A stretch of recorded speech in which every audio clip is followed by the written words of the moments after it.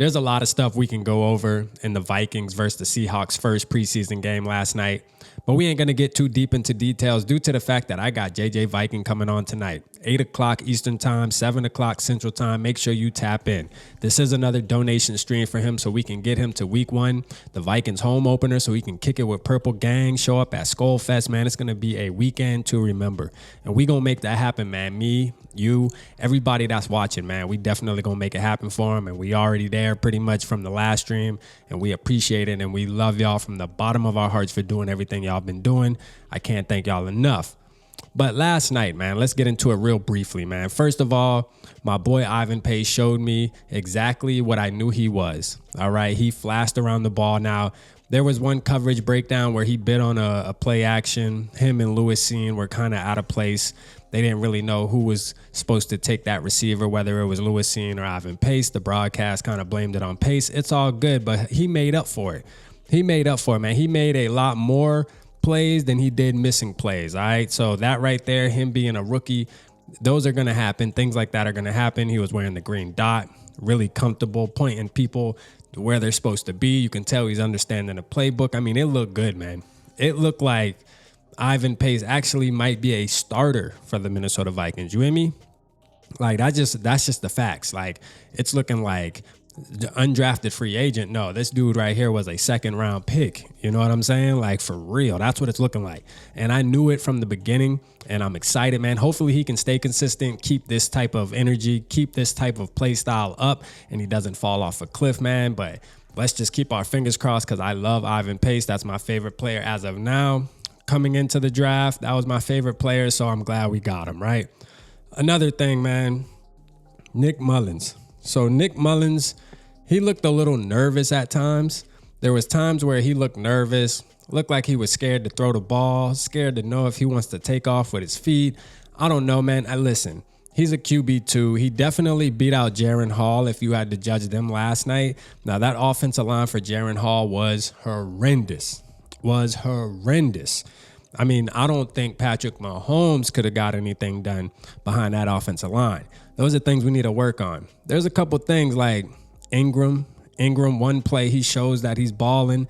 Next play, he's nowhere to be found. I don't know, man. You know, the jury's still out on Ingram. I'm not going to give up on Ed Ingram yet due to the fact that offensive linemen usually need a couple years to really get in their bag, man. You know, they do. They're going against some of the top athletes in the world when it comes to brute strength and speed, man. You know, them defensive linemen, them DNs, man, they a handful. You feel me? So I don't know. I don't know if he's ready to be the starter week 1, though. I think there should be a competition there because Brando looked pretty decent. I do want to see him going up against higher competition. But, hey, there's still a slither of hope there, all right? Another star, Chandler. Chandler did this last season in the preseason too. You know, showed that he can definitely be a workhorse, pound the ball over and over again, catch the ball out the backfield. Just a lot of bright things with Chandler, so I'm liking what I see there. McBride, not happy about it. I don't think he got enough juice, enough swagger to him. But he's young, though. He's 21 years old. He's young, so we'll see what happens. You know, maybe something will pop out. We don't know. But as of now, we know Chandler is definitely RB2. That's a fact. It's not even a competition anymore. Jalen Reagor. So I see a lot of people talking about how Jalen Reagor had a great game, and he did. He did do that, but he better. You know what I'm saying? Like, he better have a great game. You're playing against 2s and 3s, Jalen Reagor. You are a former first-round pick, and you've been in the league 5 seasons. You better play good.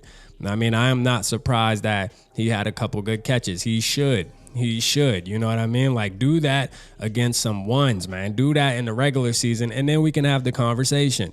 But I'm not putting too much weight into Jalen Reagor having a decent game against the Seattle Seahawks 3rd string. I'm just not.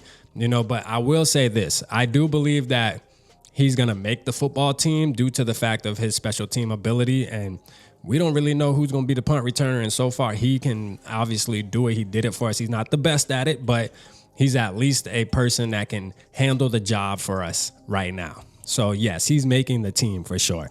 I don't think anybody's challenging that. Brandon Powell, decent game. Seen him make a couple catches. You know, seemed like he was running the routes how he should. Hey, you know what? We'll see what happens in the next preseason game. But hey, good one though. You know what I mean? I'm not mad at that pickup. It seems like he actually bringing a little bit of value. Lewis Seen to me was quiet. Now I do know at one point he was leading the team in tackles. One of the hits he came flying in really hard, but he actually was the one that received the punishment though. Keeping his pass too high. Get a little lower, man. You ain't finna run through these dudes like you did at Georgia, man. These is grown men, bro. These is grown men. You gonna have to learn a technique and how to slang and hit because, yeah, you might come in like a missile, but if you ain't got the right technique, you just gonna fall back on your ass, and that's what happened. Then the first tackle he out of the game almost got away with a horse collar. You know what I'm saying? So, you know, things like that I want to see. I don't think, if I had to judge off last night, I don't think he's ready to be the starter, you know, and that's probably a reason why Cameron Bynum is sitting on the sidelines with no helmet, no shoulder pad, waiting for the regular season, because he probably has that job sewed up, you know, realistically. He probably has that job sewed up, you know. But there's a lot of things, man, that I liked about last night.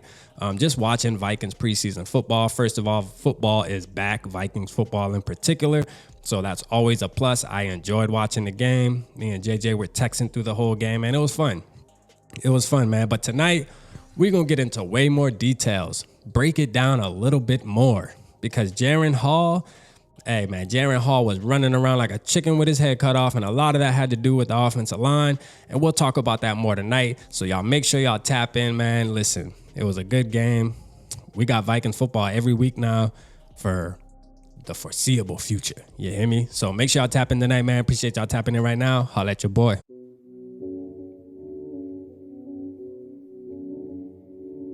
Yeah, smooth summer, who running? I hear them talking, but they ain't gon' do nothing. Celebration, I might have a toast with you. I'm feeling good, I'm feeling great, I'm terrific. We ain't taking no losses, we winning. Undefeated, check the percentage.